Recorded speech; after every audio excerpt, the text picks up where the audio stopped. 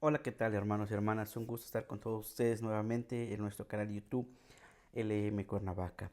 Vamos a continuar con las notas dogmáticas de Cristología. Vamos a plantearnos este primer punto, la plenitud histórica de la autorrevelación de Yahvé en Jesús de Nazaret. Bien, ese es el que vamos a desarrollar en esta ocasión, no sin antes encomendarnos al Señor nuestro Dios que nos acompañe en esta jornada, invocando su nombre. En nombre del Padre, del Hijo y del Espíritu Santo. Amén. Rezamos el Ángelus para encomendarnos a nuestra Madre Santísima, que ya nos acompañe también en este día. El ángel del Señor anunció a María y concibió por obra del Espíritu Santo. Dios te salve María, llena eres de gracia, el Señor es contigo. Bendita eres entre todas las mujeres y bendito es el fruto de tu vientre Jesús. Santa María, Madre de Dios, ruega por nosotros los pecadores, ahora y en la hora de nuestra muerte. Amén. He aquí la esclava del Señor, hágase en mí según tu palabra. Dios te salve María, llena eres de gracia, el Señor es contigo. Bendita eres entre todas las mujeres y bendito es el fruto de tu vientre Jesús. Santa María, Madre de Dios, ruega por nosotros pecadores, ahora y en la hora de nuestra muerte. Amén. Y el Verbo se hizo carne y habitó entre nosotros. Dios te salve María, llena eres de gracia, el Señor es contigo. Bendita eres entre todas las mujeres y bendito es el fruto de tu vientre Jesús. Santa María, Madre de Dios, ruega por nosotros pecadores, ahora y en la hora de nuestra muerte. Amén. Ruega por nosotros, Santa Madre de Dios, para que seamos dignos de alcanzar las promesas de nuestro Señor Jesucristo. Amén. Oremos. Te suplicamos, Señor, que derrames tu gracia en nuestras almas, para que los que por anuncio del ángel hemos conocido la encarnación de tu Hijo Jesucristo, por su pasión y cruz, seamos llevados a la gloria de su resurrección. Por el mismo Jesucristo nuestro Señor. Amén. Muy bien, hermanos. Pues gracias por acompañarnos. Vamos entonces a entrar de lleno a la temática que nos concierne en esta transmisión. La plenitud histórica de la autorrevelación de Yahvé en Jesús de Nazaret. Al principio y en el centro de la fe cristiana, sin duda alguna, se sitúa la figura histórica de Jesús y sigue siendo hasta el día de hoy la figura más importante en toda la historia universal. Por eso se dice un antes y un después de Cristo, siempre, porque en eso se desarrolla la historia, centrados en Cristo. Aunque algunos siempre han querido poner de lado la presencia de Cristo, hay quienes han negado la presencia de Cristo y hay quienes, aún teniendo los fundamentos, no creen en Cristo. Pero no nos vamos a meter en ese ámbito porque ese ámbito es el ámbito de la fe. Lo que nosotros vamos a aproximarnos es en el ámbito teológico, precisamente en la fe cristiana, porque fe podemos tener todos, pero una fe cristiana debe estar centrada en la figura mesiánica de Jesús de Nazaret. Bien, entonces es cristiano quien se confiesa discípulo de Jesús. Es cristiano quien se confiesa discípulo de Jesús. Y eso es indudablemente un punto central de nuestra fe. Es cristiano quien se confiesa discípulo de Jesús y cree en Jesús como Hijo de Dios. Entonces aquí lo primero en la cristología es confesarnos discípulos del Señor. Segundo, creer en Jesús como el Hijo de Dios. Y tercero, la palabra eterna hecha carne. Tener la convicción de que la palabra eterna es, es hecha carne, como lo dice Juan, y el Mesías prometido, el Cristo, el portador escatológico de la salvación, ungido con el Espíritu Santo. El Mesías es un punto central también de nuestra cristología. El Mesías prometido, el Cristo, el Christos, como se dice también en griego, el portador escatológico de los últimos tiempos, la salvación como ungido con el Espíritu Santo. Entonces, esta es nuestra centralidad, esta es la centralidad de todo nuestro pensamiento, es la centralidad de nuestra fe, es la centralidad de lo que es nuestras convicciones. De aquí nace el razonamiento teológico. Entonces, vámonos ahora con el Dios de Israel, el Dios de Israel llamado Yahvé, que establece por medio de Jesucristo su dominio escatológico. ¿Cuál es el dominio escatológico? El reino de Dios. Eso que Jesús viene anunciando, el reino de Dios, es lo que Dios mismo, el Dios de Israel, ha querido establecer desde el principio. El reino de Dios. Y esto significa también que el mediador del dominio de Dios dirige de tal modo hacia Dios el corazón y la voluntad de los hombres que entran como socios de la alianza en una nueva relación de justicia con Dios. Entonces, ¿qué está estableciendo Dios, el Dios de Israel? Quiere establecer una mediación por medio del reino de Dios. El reino de Dios es el lugar y la mediación es Cristo, es Jesús. Por eso Él quiere establecer esa alianza entre los hombres con Dios a través de Jesús. Y es a partir del Antiguo Testamento que se describe la singular relación de Yahvé con Israel a través de la imagen de la relación personal entre un padre y un hijo. Entonces, esto es muy importante porque a partir del Antiguo Testamento se describe la singular relación de Yahvé con Israel a través de la imagen de la relación entre un padre y el hijo. Por eso las figuras de Abraham y su hijo Isaac, así empieza, ¿verdad?, la relación, la comunicación entre Dios y los hombres, con la imagen de Abraham y su hijo. Entonces la relación filial se representa o es representada, mediada y realizada por el mediador profético. Ese mediador profético, real o sacerdotal, es el Hijo de Dios en un sentido especial. Y les decía que el texto de la carta a los Hebreos es un texto cristológico, sacerdotal y litúrgico. Nos presenta esos tres aspectos, pero también la dogmática nos presenta este aspecto real, porque real significa de reyes, sacerdotal significa que somos sacerdotes, y profético porque somos el pueblo de las profecías. Por eso el sacramento del bautismo es y tiene esas tres características. Somos profetas, sacerdotes y reyes. Tres características que Dios mismo ha establecido desde el principio hasta la constitución de la Iglesia con Jesucristo, que Él ha enviado para salvación nuestra. Bien, ahora el Hijo de Dios es mediador mesiánico, reino del escatológico de Dios, en cuanto es miembro de este pueblo y le puede ser representado. ¿Verdad? Esa es una bella imagen también de este Dios presente, el Hijo de Dios, mediador mesiánico. Él es el mediador entre Dios y los hombres. Representa a Dios entre nosotros, representa también al pueblo ante Dios. Y debe proceder según la carne de Israel. Según la carne de Israel se refiere a la dinastía, de qué dinastía o de qué tribu o de qué clan va a surgir este Mesías. Y pues bueno, nace de la Virgen María, que pertenece a la tribu sacerdotal, y de José, aunque no de manera carnal, pero sí adoptivo, de la dinastía o de la tribu del rey David. Entonces, esas dos formas es la que hace presente a Cristo escatológicamente y teológicamente. Ahora, Jesús, el Mesías, el Cristo, es el sucesor, hijo y germen de David, porque de ahí viene precisamente esa línea salvífica. Es por medio de David quien Dios establece esa alianza, ¿sí?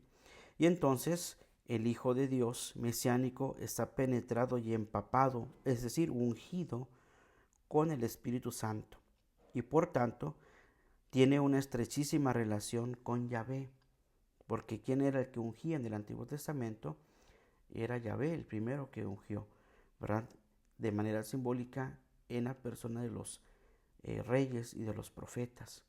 Los profetas ungían a los reyes y Dios precisamente su acción es la unción.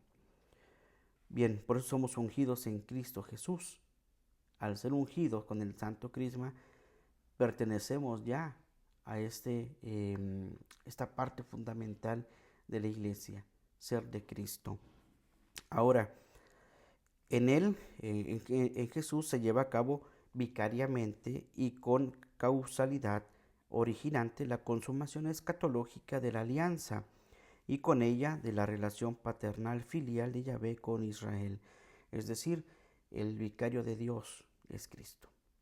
Y nosotros solemos decir que el vicario de Cristo en la tierra es el Papa, ¿verdad? Entonces, el que ayuda, el que está presente, el que siempre está ahí en cualquier circunstancia, vicariamente, pues es Cristo. Igual, el servicio, el trabajo apostólico de los papas, haciendo esa función visible vicariamente en la tierra. Pero espiritualmente, pues estamos hablando de esta función del vicariato de Cristo, ¿verdad? Que viene a consumar y llevar a plenitud la escatología, es decir, el fin de los tiempos. Esa alianza pactada desde el principio por la paternidad filial, el Padre e Hijo, Abraham e Isaac, viene ahora a establecerse en una alianza nueva y eterna. Por eso dice Ezequiel 34:23 y siguientes, segunda de Samuel 7:13 y siguientes, pondré al frente de ellas un solo pastor que las apaciente, mi siervo David. Él las apacentará y él será su pastor.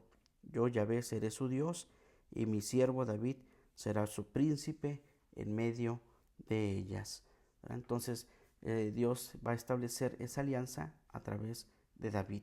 No hay otra alianza, ¿verdad? Tiene que surgir de la herencia davídica. Ahora, en la persona de Jesús como representante de Israel, en su proclamación y en su destino hasta la muerte en cruz y el acontecimiento definitivo de su resurrección, por el Padre se revela su misión.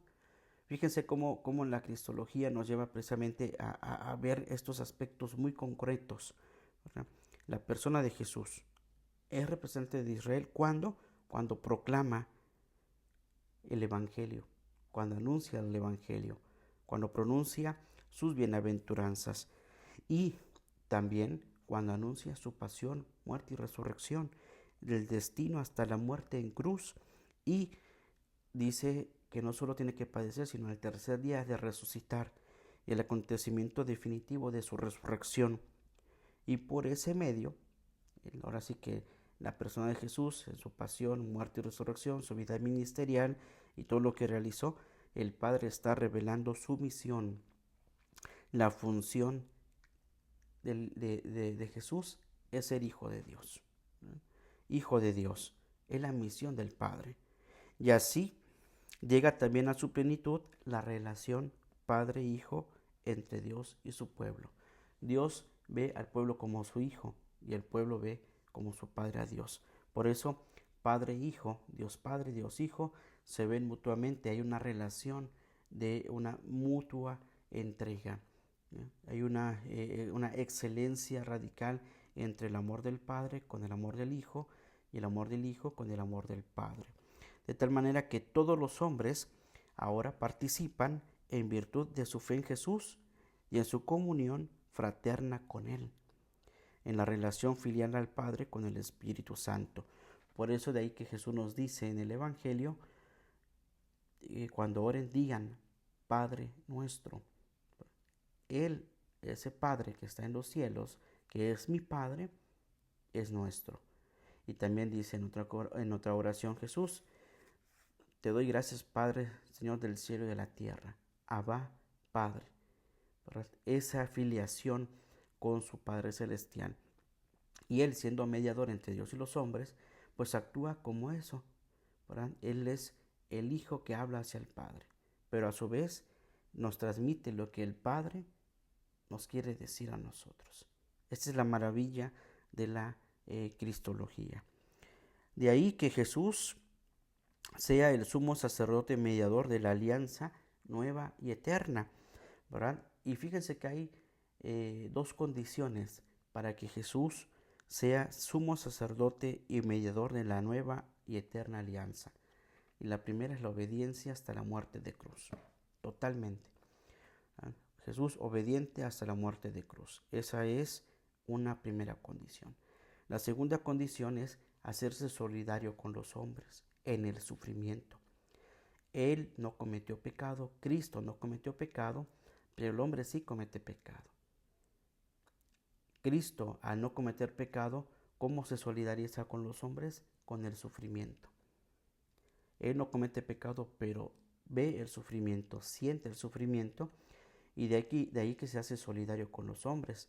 Ve cómo el hombre cuando peca sufre, y ese sufrimiento, ¿verdad?, quiere el Señor asumirlo, no el pecado, pero asume también el pecado en la totalidad del sufrimiento, ¿verdad? Él lo asume, él no comete, él asume el pecado, ¿verdad? Y al asumirlo siente el sufrimiento de la persona que ha cometido un pecado y que quiere convertirse, y nos pasa a todos. Cuando cometemos un pecado nos carcome la conciencia. Cristo vio ese sufrimiento, ¿verdad?, cómo les carcomía en la mente, en el actuar, en el hacer de las personas, y viene a salvarnos precisamente de ese pecado. Quiere establecer el reino de Dios en todos, ese reino de Dios por mediación de su presencia, por medio de Él como Cristo ungido. Por eso se dice que tiene que cumplir esas dos condiciones: ser obediente hasta la muerte de cruz, sumo sacerdote y mediador de la alianza nueva y eterna, solidaridad con los hombres en el sufrimiento para poder destruir el pecado y el sufrimiento. Bien, y esto que se ha llevado de una vez y para siempre, con su propia sangre de redención eterna. Así lo dice Hebreos capítulo 9, versículo 12, ¿verdad? Toda esta situación de Jesús sumo y sacerdote y mediador de la nueva alianza y eterna se ha llevado de una vez y para siempre. No hay otra más. Una sola vez, dice el escritor de los Hebreos, una vez para siempre.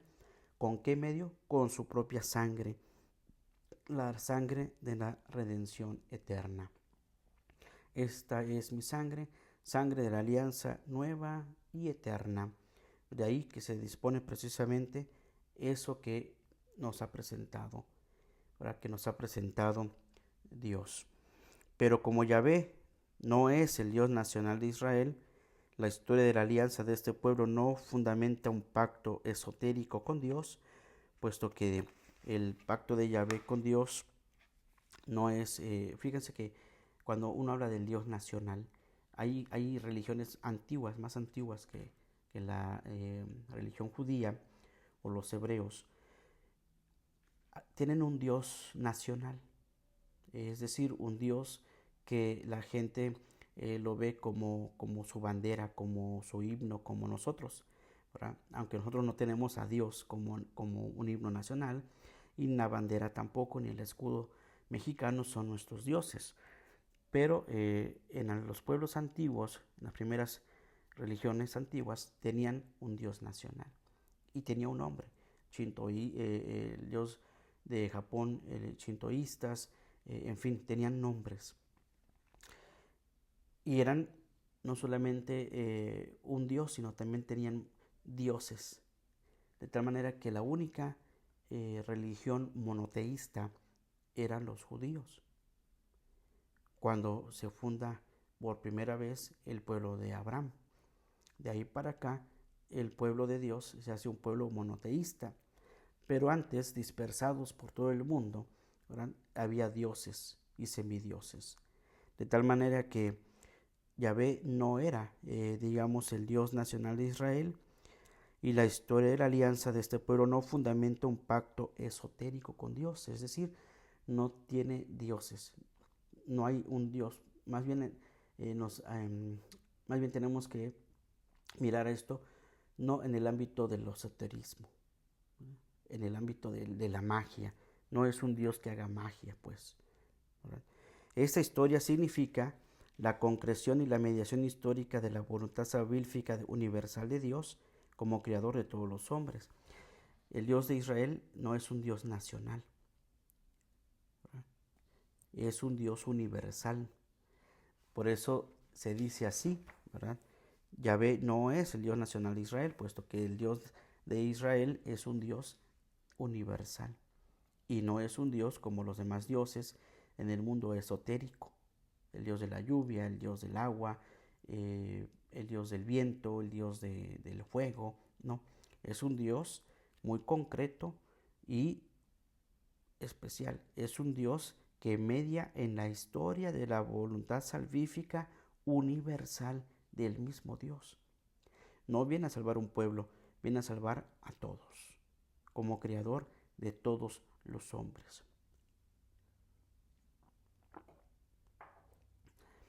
De ahí, de ahí el pensamiento de Cristo. Cuando Cristo camina con su pueblo, se da cuenta de que primero ha venido a rescatar a las ovejas perdidas de la casa de Israel. Ese es su pensamiento. Él ha venido a rescatar a los del pueblo de Israel. Pero después se da cuenta del sufrimiento, del dolor, se da cuenta de la exclusión.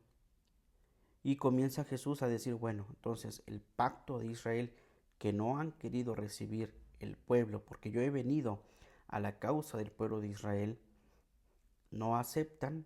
Entonces Jesús dice, ya se les han adelantado las prostitutas, los leprosos, los enfermos, y ya van delante en el reino de Dios. Entonces Jesús se da cuenta de que no es la salvación de un solo pueblo, sino es la salvación de todos. Entonces convierte su mensaje de lo particular a lo general. Yo he venido, yo tengo ovejas no solo de este redil, sino de otro redil, que también quieren o quiero que estén en este redil, ¿verdad? Entonces Jesús nos va a presentar esa temática, la misma que Dios tiene, ¿verdad? Su Padre Yahvé, que al principio toma de Ur de los Caldeos un solo pueblo y lo va a hacer un pueblo de muchas naciones. De hecho se lo dice a Abraham, tú serás pueblo de muchas personas, tu pueblo será inmensamente tan grande que no habrá ni cómo contarlas, ni con las estrellas, serán mucho más que las estrellas del cielo, incontable como la arena de las playas marinas, ¿verdad? Entonces hay una voluntad salvífica universal de Dios para todos, ¿verdad? De donde esto se sigue también que el mediador de la alianza escatológica es a la vez el mediador único entre el mediador único entre el único Dios y la totalidad de todos los hombres llamados a ser salvados. Primera de Timoteo 2:4. ¿No? Entonces el mediador único entre el único Dios y la totalidad de todos los hombres llamados a la salvación. Y aquí está englobado todos. Por eso el anuncio de Jesús al final de los evangelios, vayan por todo el mundo y prediquen el evangelio a todas las naciones. No solo a los gentiles, no solo a los publicanos, no solo al pueblo hebreo, no solo a sus familias, sino a todos, ¿verdad? Vayan por todo el mundo y prediquen el evangelio. Él es entonces el mediador de toda la creación, tanto en su origen como en su consumación. Juan 1:3, Hebreos 1:2. ¿Verdad? ¿Qué dicen esos textos? Pues sobre todo Juan habla de que el Espíritu aleteaba sobre la superficie de la tierra y dice Juan, ¿verdad? Que la palabra ya estaba en Dios y era Dios, ¿verdad? Entonces, Él es el mediador, Jesús es el mediador de toda la creación por medio de la palabra, tanto en su origen, hablando del Génesis, como en su consumación, hablando de su pasión, ¿verdad? De hecho, aquí podemos hacer una nota agregada. Cuando celebramos las festividades de San Juan Bautista y lo recordamos también durante el Adviento, nos hace pensar en la idea de lo que todos sabemos. Juan es la voz que clama en el desierto, una voz. Y cuando llega la plenitud de los tiempos, Dios envía no una voz, sino su palabra hecha carne. Ya no se escucha la voz porque de hecho Juan termina ¿verdad? De hacer su vida ministerial, diciendo a Jesús o mandando a Jesús unos discípulos para preguntarle, ¿eres tú el que ha de venir o tenemos que esperar a otro? Y Jesús le contesta a los discípulos enviados de Juan, los ciegos ven, los cojos andan, los leprosos quedan limpios y a todos se les anuncia la buena nueva. Sabrán ustedes qué decirle a Juan. Entonces Jesús ya da el hecho de su prioridad, que es el anuncio del reino, y Juan deja que Jesús ahora anuncie el reino de Dios, invitando a la conversión, estableciendo el reino de Dios, bautizándose en el nombre de Dios. En fin, Jesús continúa y Juan calma su vida ministerial y sigue ejerciendo su vida ministerial hasta el día que es encarcelado, pero ya no como la voz, sino ahora es Cristo, la palabra encarnada. Entonces ya no se escucha la voz de Juan, la voz de Dios, sino ahora se escucha la voz hecha palabra en el pueblo. Está con el pueblo y camina con el pueblo, que es el mismo Cristo. Entonces, en esta plenitud de los tiempos, Marcos 1:15, Gálatas 4:4, Efesios 1:10, revela a Dios también el alcance universal de la filiación de Israel. Es el alcance universal de hijos en el Hijo. Hijos todos en el Hijo. De tal manera que la filiación con Israel ya no es una filiación de alcance particular, sino de un alcance universal, ¿verdad? Como sacramento e instrumento y signo, orientado hacia la universalidad de la vocación de todos los hombres a la participación de la relación filial de Jesús con el Padre. Y así, en el ministerio de la mediación de Jesús, queda Israel constituido en el pueblo de la alianza escatológica de la iglesia de judíos y paganos. Por eso la iglesia de Israel, en esa primera parte, porque la iglesia de Israel es la primera establecida después de la resurrección del Señor, después de Pentecostés, mejor dicho. Después de Pentecostés, Pedro y Juan son los primeros que salen a proclamar el Evangelio, la buena nueva de Jesús resucitado, pero en Jerusalén se establece Santiago, el pariente de Jesús, queda establecido en Jerusalén y ahí nace la iglesia madre. Nuestra iglesia madre es la iglesia de Jerusalén. Después de la iglesia de Jerusalén, Jesús anunció, más bien antes de la iglesia de Jerusalén, Jesús anunció, vamos a vernos en Galilea. Ahí va a iniciar la extensión de la iglesia. Y el primer lugar donde se establece es en Jerusalén.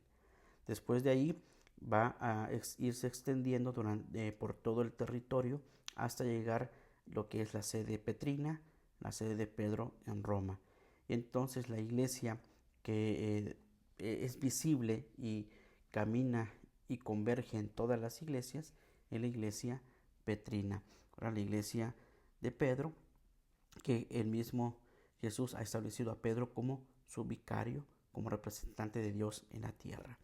Pero entonces, y el pueblo de Israel precisamente deja de ser la iglesia de Israel y pasa a ser la iglesia de los judíos y la iglesia de los gentiles, ¿verdad? Iglesia de paganos, las dos, ¿verdad? Por eso se llama judeocristianos o pagano-cristianos, porque la unión de estos se da por el cristianismo. Judeocristianos, pagano-cristianos, ¿verdad?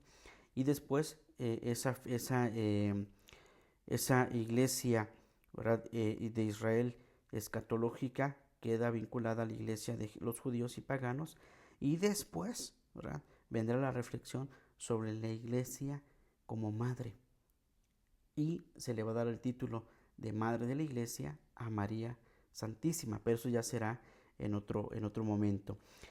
Y en la confesión de la iglesia, Yahvé da testimonio de sí como Dios y Padre de Jesucristo, Dios y Padre de todos los hombres, ¿verdad? Entonces, con eso se da la universalidad de la iglesia. Por eso hay una filiación, por eso la plenitud histórica de la autorrevelación de Yahvé se da en Jesús de Nazaret.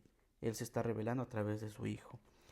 Por eso Jesús también dice en otra parte del Evangelio, cuando habla de los niños, ¿verdad? Quien recibe a uno de estos niños, me recibe a mí. Y no me recibe a mí, sino recibe a aquel que me ha enviado, ¿verdad? Que es Dios Padre. Bien, ahora, en la relación filial de Jesús con el Padre, no llega a su plenitud tan solo la revelación de la relación filial de Israel y de la humanidad con Dios. En la figura y el destino del Hijo de Dios mesiánico, revela a Dios también escatológicamente su esencia, su ser Padre.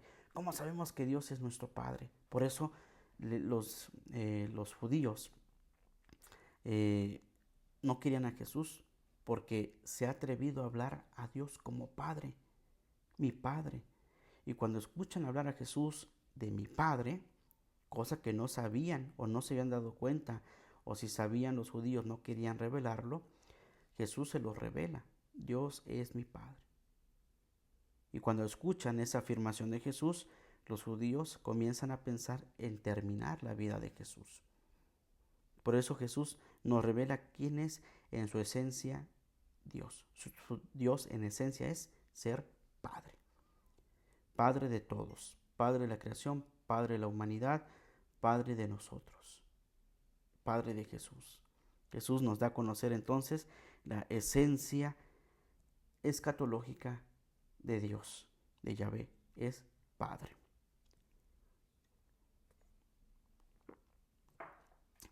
Y esta es parte constitutiva de la realidad interna de Dios, la autorrevelación en la que se realiza eternamente en su autoexpresión, es decir, en su palabra. ¿Cómo se está expresando Dios como Padre? O su ser como Padre lo está haciendo a través de la palabra. ¿Y quién es la palabra? Cristo. ¿Sí? Y en la identidad de su voluntad consigo mismo como amor. ¿Cómo va a darse la identidad de Dios Padre? Con el amor. ¿Y cómo se expresa el amor? Con el Espíritu Santo. Por eso Jesús también es el Paráclito. Jesús al final de su vida ministerial, antes de su pasión, les dice a sus discípulos, les enviaré otro Paráclito. Ese otro Paráclito les revelará todo. Se llama Espíritu Santo. Paráclito quiere decir enviado. Entonces Cristo es el primer Paráclito. Él es el enviado, el primero, ¿verdad? Y al terminar su vida ministerial, le dice a sus discípulos que vendrá otro que les consolará, el Consolador, el Espíritu de la verdad, el que les hará entender todas estas cosas. Y ese se llama Espíritu Santo, ¿verdad? Por eso es importante también entender que Dios se expresa a través del amor a través del Espíritu Santo. Y entonces vemos la esencia de Dios en su totalidad. Ese Dios llamado Yahvé, ¿verdad?, que se autorrevela en Jesús, palabra hecha carne, y que después se nos muestra en el camino de la iglesia como Espíritu Santo. ¿Sí? Bien, ahora, el mediador mesiánico del reino de Dios tiene pues una relación singular y exclusiva con la palabra interna de Dios, que procede eternamente de Dios y se media en el hombre Jesús de Nazaret de una manera inequívoca y bajo una concreta forma humana en la historia. Por eso es muy interesante, yo no sé si se han dado cuenta, cuando uno analiza los evangelios y Jesús dice, voy a orar. Y cuando va a orar se lleva a uno o a tres discípulos. Y todavía se va Jesús más adelante a orar. Jesús no ora con sus discípulos juntos. Orará en otro momento, en comunidad, como cuando les enseña a orar con el Padre Nuestro. Cuando les dice, cuando oren, digan, Abba, Padre, ¿no? Padre del cielo, ¿no? Pero muchas de las ocasiones Jesús se va a orar a solas. En esa precisamente relación interna, en esa relación singular y exclusiva con su Padre Dios. Por eso se va a orar a solas. En la agonía está a solas. Se llevó a tres. En la transfiguración está a solas. Y había otros tres que estaban cerca de Jesús, pero Jesús oraba solo. Jesús oraba adelante. Él es el primer orante después está la iglesia representada por los apóstoles y después está toda la iglesia en oración. Por eso la tésera que vemos aquí atrás también es simbólico, porque al frente está nuestra Madre Santísima, ¿verdad?, destruyendo la cabeza de la serpiente, y está también el Espíritu Santo sobre su cabeza, ¿verdad?, y el pueblo de Dios atrás representado. Entonces, ¿quién está al frente de ella? Jesús. Al frente de ella, que aunque aquí no aparece en esta imagen, está Jesús. Jesús es el mediador, Él está orando ante nuestro Padre Celestial. Por eso se iba a orar más adelante. Después está María, ¿verdad? En esta imagen vemos a María, el Espíritu Santo y María, que también están en esa relación con el Hijo, en oración. Y después está toda la iglesia que peregrina en oración, que viene atrás, como estas imágenes que vemos en la tésera, ¿verdad? Estos que están atrás con sus cruces, sus lámparas, sus cruces rojas, ¿verdad? Eso que va caminando, vamos caminando, orando hacia la casa del Padre. Qué bella imagen, y esta es la belleza de lo que es el Hijo de Dios, ¿verdad? El Hijo de Dios va y reza con su Padre Celestial, ¿verdad? Y nos está invitando a que nosotros tenemos que ser semejantes a Cristo e ir primero a orar, ¿verdad? Nuestra primera acción es la oración. Por tanto, hermanos, los escritores neotestamentarios han podido llegar a descubrir que el último y más profundo misterio de Jesús de Nazaret consiste en su identificación con la palabra eterna e Hijo del Padre y con el Hijo mesiánico de Dios. Jesús va a entender en su vida ministerial estas tres identificaciones. Me identifico como palabra eterna del Padre. Jesús se va a identificar como palabra eterna del Padre. Después se va a identificar como el Hijo del Padre. Mi Padre y yo somos uno, dice. Y después se reconoce como el Hijo mesiánico de Dios. Cuando el sumo sacerdote le dice a Jesús, dinos si tú eres el Hijo de Dios. Y Jesús contesta, tú lo has dicho, soy Hijo de Dios. Y aquí se cumple el mesianismo de Dios en el Hijo. Por eso la relación filial, ¿verdad? Es como Dios se autorrevela, se va revelando. Por eso cuando decimos en el credo, creo en Dios Padre, creo en el Hijo unigénito del Padre, ¿verdad?, enviado del Padre, único, ¿verdad? Así pues, la cristología alcanza su punto culminante el enunciado. La palabra es el Hijo. Juan 1, 14 y 18. ¿Verdad? Es uno. Hebreos lo va a repetir en el capítulo 12, versículo del 1 al 3. La palabra es el Hijo único, ¿verdad?, sacerdote único. Se da por una sola vez y para siempre, ¿verdad? Bien, ahora la automediación prometida en el nombre de Yahvé, yo soy el que soy, porque eso significa Yahvé, yo soy el que soy, en Éxodo 3:14, en la concreción histórica inmanente de la existencia de Dios, se ha hecho realidad escatológica en el nombre de Jesús, ¿verdad? El yo soy el que soy se da en el nombre de Jesús. Jesús dice Dios salva, ¿verdad? Su nombre, eso es lo que significa. Pero la realidad escatológica del final de los tiempos se da en Jesús. Yo soy el que soy. Por iniciativa de Dios. Por la iniciativa de Dios se ha hecho Jesús nuestra sabiduría, nuestra justicia, nuestra justificación, nuestra santificación y nuestra redención. Primera de Corintios 1:30. Todo esto lo hace Dios. Dios es quien toma la iniciativa, sale al encuentro del hombre enviando a su Hijo Jesús, ¿verdad? Bien, entonces Jesús se va a convertir así en nuestra sabiduría, en nuestra justicia, en nuestra justificación, santificación y redención. Se nos ha dado como el único nombre en el que hay salvación. Hechos 4:12. ¿Verdad? Por eso decimos que en nombre de Dios, en el nombre de Jesús, toda rodilla se doble en el cielo, en el infierno y en donde sea, ¿verdad?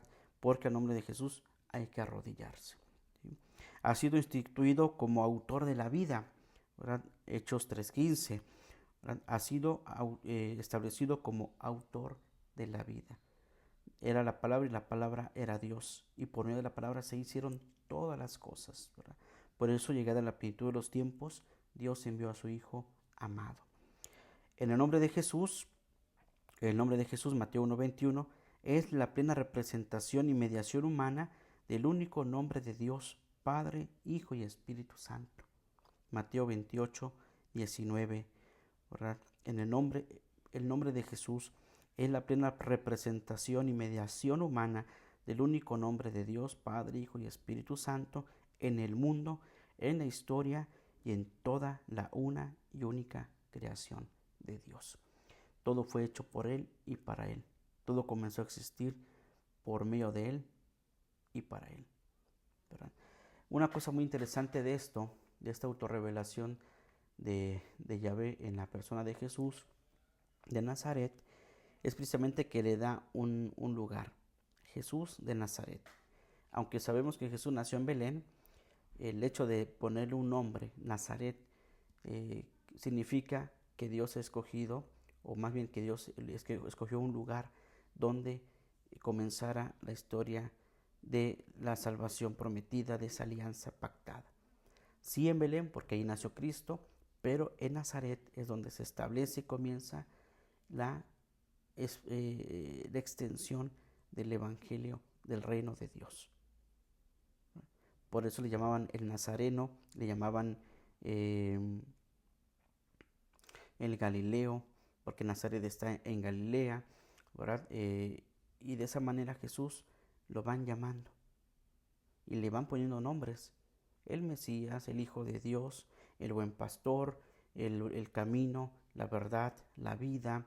En fin, le van poniendo diferentes títulos a Jesús para reconocer al Padre Celestial ahí, porque el Buen Pastor en el Antiguo Testamento es el Padre Celestial, es el Padre Dios, ¿verdad? Y ahora que Dios se está revelando, sí, en la persona de Jesús como Buen Pastor, ¿verdad?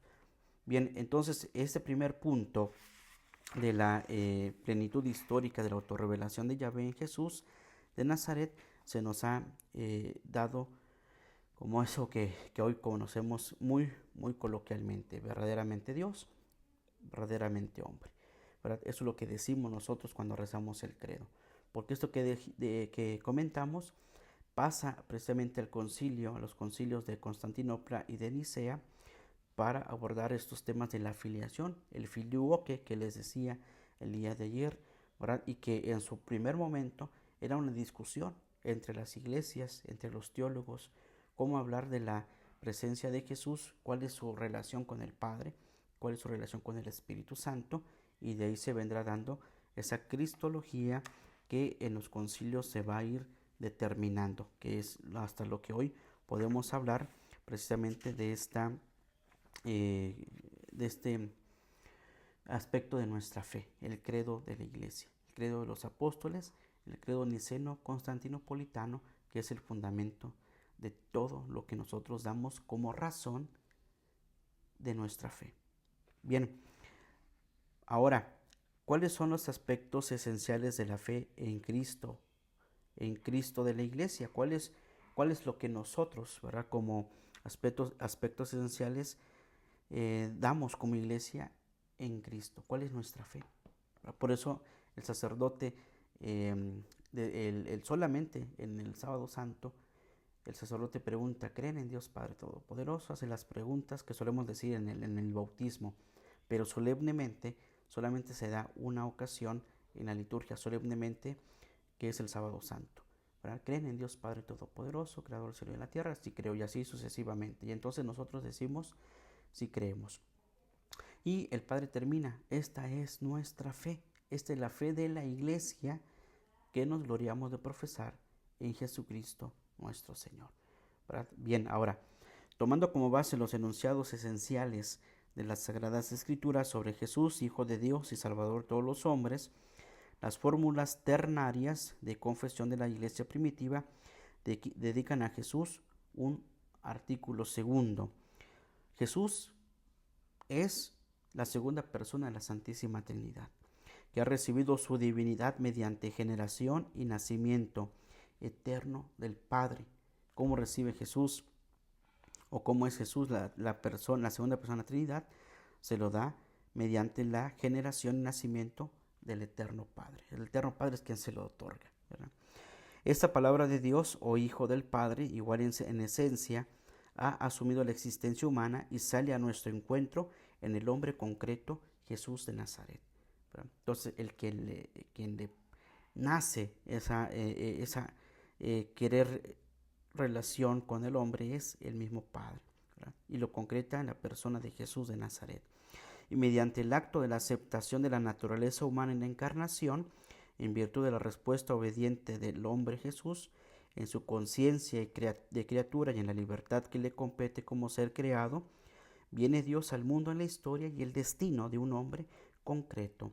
¿Verdad? ¿Cuál es el acto de la aceptación de la naturaleza humana en la encarnación? El acto de María. Sí, voy a ser la madre del Salvador. Con su fiat, María acepta la encarnación del Hijo de Dios, pero en el ámbito de la Trinidad, en ese ámbito del misterio trinitario, Dios habla con su Hijo y es así como enviado, ¿verdad? Y es la aceptación tanto de la segunda persona de la Santísima Trinidad como la aceptación de María a ser la madre del Salvador. Y así es como viene a nuestra historia. Así es como Dios viene al mundo en la historia y en el destino de un hombre concreto, que es la persona de Jesús. En razón de la unidad de la naturaleza humana entonces y la divina, fundamentada en la persona de la palabra, lo que es el logos, la unión hipostática de la palabra, Jesucristo es Dios y hombre. Esa es, ¿qué es la unión hipostática o la hipóstasis del logo? Es Jesucristo es Dios y hombre. Eso es lo que se une, la unión hipostática de Dios, la divinidad, y del hombre Jesucristo. Dado que posee desde la eternidad su naturaleza divina y ha hecho suya en el tiempo y en la historia una naturaleza humana real y verdadera, ¿verdad? Bien, y por su muerte expiatorio vicaria en la cruz a causa de nuestros pecados, ha llevado a cabo, mediante su obediencia al Padre y en cuanto representante de los hombres, la justicia de la nueva alianza. Es la expiación de los pecados. Por eso ahí el sufrimiento que asume y todo el pecado expía eso. Esta relación salvífica de la criatura con su Creador dada en Jesucristo y abierta a todos los hombres no es otra cosa sino la reconciliación, la redención, la santificación, la justificación y la liberación, una nueva creación del hombre. Por eso Él es el nuevo Adán y María la nueva Eva. Aunque no estamos hablando mariológicamente aquí, pero ya la he metido 3 veces a María aquí, ¿verdad? Porque todo va en relación también a la mariología. Bien, gracias a ella entra el hombre como nueva criatura en una comunión eterna e indeleble con la Trinidad. Por eso Jesús le pide a su Padre que los que van a creer por medio de Él, que son sus apóstoles, y los que van a creer a través de los apóstoles, también estén en la gloria del Hijo, ¿verdad? Estar en la Santa Trinidad. En la resurrección de Jesús, Dios se ha revelado como Padre de Jesucristo y le ha confirmado como el mediador escatológico de la salvación. Porque el quien lo resucita es el poder del Padre. Levanta a su Hijo de entre los muertos, ¿verdad? Por eso Jesús sale victorioso, ¿verdad? Sí le teme a la muerte porque es verdaderamente humano. Siente el dolor, el sufrimiento, lo han golpeado, lo han marginado, lo han escupido, ¿verdad? Pero tiene confianza en su Padre. En la humanidad plena de Jesús está el Padre presente para siempre en el mundo de la salvación. Y está presente, por eso decimos, y así empecé este capítulo, que a Jesús, aunque lo han querido quitar en la historia, Él es el antes de Cristo y después de Cristo, ¿no? Mediante la resurrección, el hombre Dios ha vencido a la muerte. Y se entiende aquí entonces que se entiende aquí la muerte en su aspecto teológico y como expresión máxima de la lejanía destructora de la vida, del pecado frente a Dios, ¿verdad? La muerte como un alejamiento de todo eso, del pecado, de la muerte como tal, frente a Dios. Entonces, Jesús vence el pecado y la muerte. Y obviamente también vence a Satanás, quien es el autor de la división y quiere dividir a Jesús con su Padre. No lo puede hacer, aún haber pasado por las tentaciones en el desierto, Jesús lo vence, aún haber pasado por la agonía que Jesús dice que pase de mí este cáliz, que no pase de mí este cáliz, Señor, sino que se haga tu voluntad. Ahora Jesús hace la voluntad de su Padre porque le pasan el cáliz de la salvación. Dice, tú sálvate, tú puedes, no necesitas morir. Es el mismo diablo que le está instigando, pero Jesús, insiste en hacer la voluntad del Padre.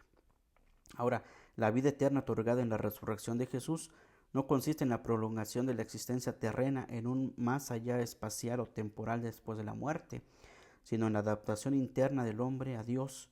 Aquí Dios llena a la persona creada para él de aquella vida y aquel amor eternos que son la misma esencia divina. Dijimos que la esencia divina del Padre es el amor, es el Espíritu Santo.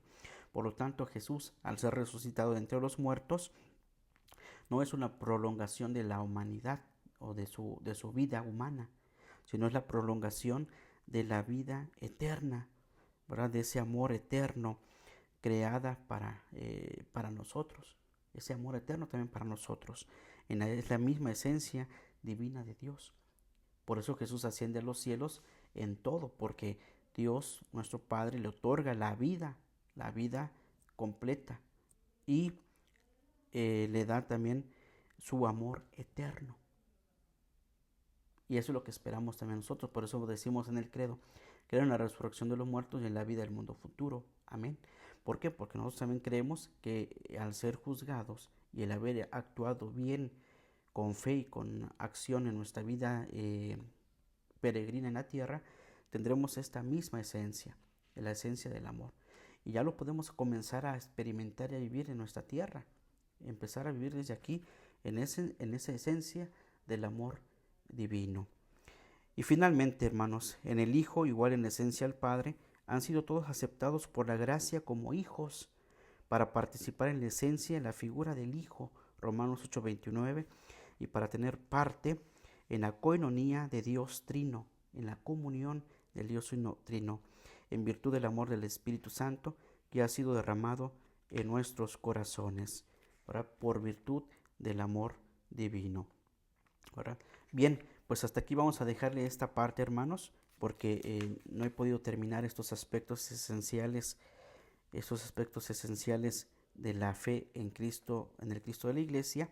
Lo voy a terminar en la siguiente y poder pasar así a otro de los temas cristológicos. Pero en sí, hermanos, ¿cómo vemos estas dos partes? ¿Verdad? Yo se los dejo a que ustedes lo vuelvan a escuchar, lo vuelvan a meditar. Veamos cómo la plenitud histórica de la autorrevelación de Yahvé en Jesús se da, la plenitud histórica de la autorrevelación de Yahvé se da en Jesús de Nazaret, en una persona concreta, ¿verdad? En su Hijo amado. Y cómo es que nosotros expresamos precisamente esa fe en Cristo, esa fe de la Iglesia en Cristo, ¿verdad? Que es precisamente lo que nosotros profesamos. Bien, hermanos, yo espero que esto que les comente y sea para beneficio, para conocimiento, para adentrarnos más en la espiritualidad también y crecer en nuestro conocimiento de la fe y poder dar razón de ella también. Bien, hermanos, pues de antemano les agradezco su tiempo, su disposición. Gracias por acompañarnos en esta primera, ya no introducción, sino en la primera parte de la autorrevelación de Yahvé en la persona de Jesús y poderlo continuar en la siguiente transmisión. Les agradezco a todos su tiempo y su paciencia. Y vamos a terminar pidiendo la pronta beatificación del siervo de Dios, Alfonso Lam. Oh Dios, que en tu infinita misericordia inflamas el corazón de tu siervo Alfonso Lam de un amor sin límites a ti y a María, amor que exteriorizó en una intensa vida de trabajos, vigilias y sacrificios por la salvación de las almas, concédenos, si es tu voluntad, que logremos por su intercesión lo que no podemos conseguir por nuestros méritos. Por nuestro Señor Jesucristo, tu Hijo, que vive y reina por los siglos de los siglos. Amén. El Señor esté con ustedes y con tu espíritu. La bendición de Dios Todopoderoso, Padre, Hijo y Espíritu Santo, descienda sobre ustedes y permanezca para siempre. Amén. A Jesús por María, Ave María, secula seculorum. Amén. pues que pasen un excelente día, que Dios les bendiga y si Dios nos los permite, nos vemos el próximo miércoles en una nueva transmisión. Saludos y bendiciones a todos.